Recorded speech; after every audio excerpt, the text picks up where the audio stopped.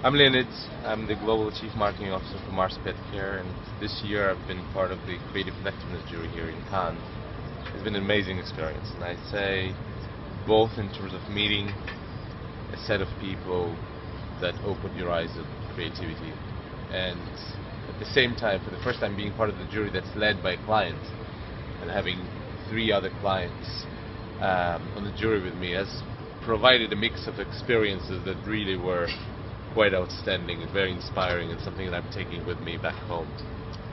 The first one is the Grand Prix that we've given this year, which is the Volvo Trucks campaign that we know won a lot last year. It's a combination of 7, I think, digital advertisements that were really the stars in Cannes last year. And importantly, this has been the one global campaign on our shortlist that really stood out, both in terms of the way it took a functional benefit of the product and made a piece of creative out of it that all the creatives in our room were incredibly jealous of. And at the same time, something that allowed Volvo Trucks to sell more from Brazil to Europe to the United States. So it was a truly global campaign that was unabashedly commercial. And in a year where we've seen so many non-profit entries, we talk a lot about the purpose fatigue, because every single non-profit entry has taken a stand for changing the world in some way. And you know, at some point we were just overwhelmed by too many of those, leveraging very, very few real societal change topics. So we really recognized it, a brand that was clear about the way that they wanted to demonstrate the value of the product, and made it in a way that was creatively amazing and very, very effective. The first gold lion we have given to The Hare and the Bear, an incredible campaign from Adam and Eve DDB, which basically was one of the most awarded retail campaigns ever. John Lewis had a record year over Christmas. It also created, as a part of the effort, multi-year effort by Adam and Eve, it created Christmas as the Super Bowl moment for the UK. And we've recognized that campaign because we've seen an amazing result in a traditional way, being one of these commercials that really stood out in the UK advertising landscape, but it also had an amazing sales impact, not just in driving traffic to stores during Christmas peak and then driving sales, but also creating a retail opportunity for all the merchandising that this creative delivered, whether it's a bear toys or the hare toys, and then created a completely new category of merchandising display for John Lewis. And for us, this has really been an outstanding multi-year campaign. And the other reason why we recognize it with gold is that it's so easy to see people jump on one creative solution and then look for another one.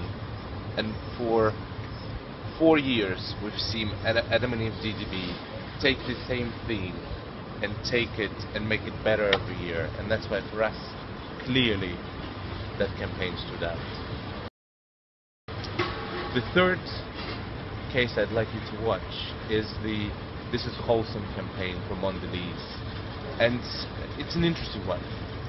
This campaign grew on us.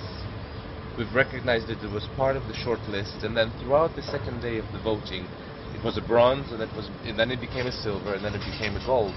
And I'll tell you, it was one of our only 2 golds that we awarded, but I'll tell you, it's an interesting one, because this is the campaign that had to it a few critical advantages. One, it came from a very conservative advertiser on a very conservative product. You know, you're selling crackers, where an average frequency of purchase is twice a year, and a market that has been flat for a decade.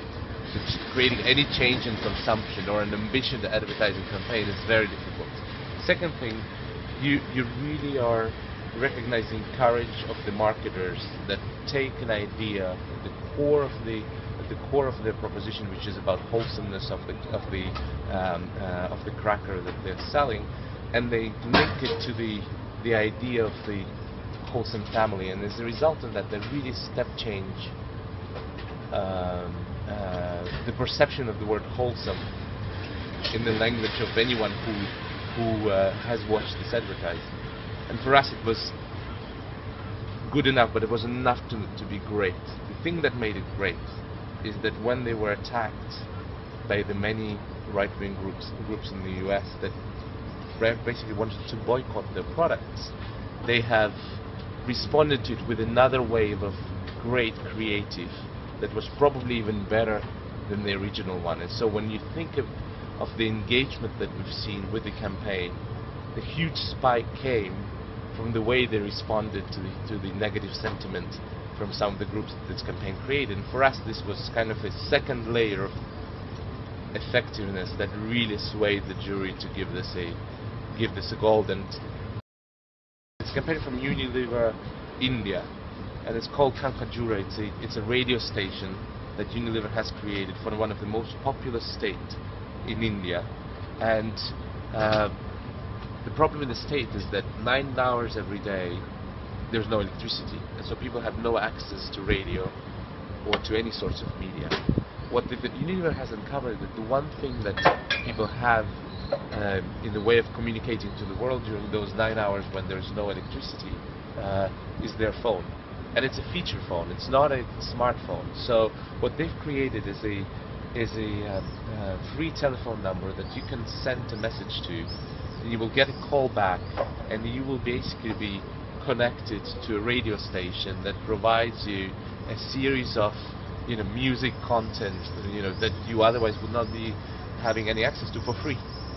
And within that content you will be hearing some of the advertising for Unilever brands as a way of basically compensating the company. And what we found is that in a way this has been going to the roots of the original advertising. If you remember the soap operas, the word soap opera came from the soap companies that were paying for the soap operas to be produced, and as a result were allowed by the audience to be shown the soap advertising. And for us this was an amazing view of how do you create a social issue as an advertiser, and in a way providing a real value to people while still promoting your brands. And this campaign has resulted both in an increase in sentiment towards Unilever brands, but also in real sales. A few things that I'd recommend all the agencies to think about when they submit a creative effectiveness case. One is, make sure that you treat the video submission as a critical part of what will make you stand out.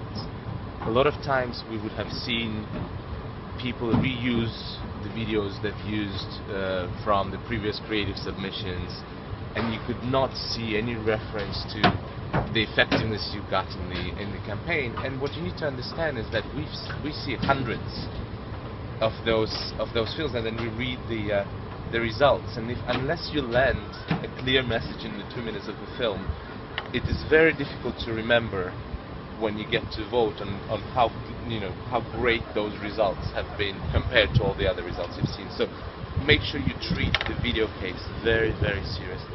So that's one. Second one, as I said, the brevity and the clarity of your effectiveness submissions is absolutely key, because obviously we've created a long list and then a short list based on those absolutely outstanding creative ideas, and a lot of discussion when you talk about the long list converting to a short list and then converting to lines is actually about effectiveness. And unless you have a few killer data points that jump off the page that talk to the effectiveness, it's incredibly easy to get lost. And if one of the jurors doesn't have top of mind one of those facts during the discussions, you might lose a few points. And I think that's something that is very, very important. And the last thing that I'd say, we were sick and tired of hearing we broke Twitter, or the most retweeted ad within the next 24 hours. This was the hit on Facebook in the 12 hours that followed the launch. Avoid cliched statements about what made you the king of the day, because you have a bunch of very experienced people trying to understand your idea, trying to understand how it really worked. And it reminds me of the 1,000,000 likes we talked about a few years back. So make sure that you treat people with respect, and you treat them as very smart people that know exactly how this industry functions. So try to avoid the hyperbole that just sometimes works against you, because we sit in the room and we look at each other and we say, it's yet another case that's trying to tell you that they've changed the world, And that was probably the last suggestion that I'll make. Thank you. Thank you very much.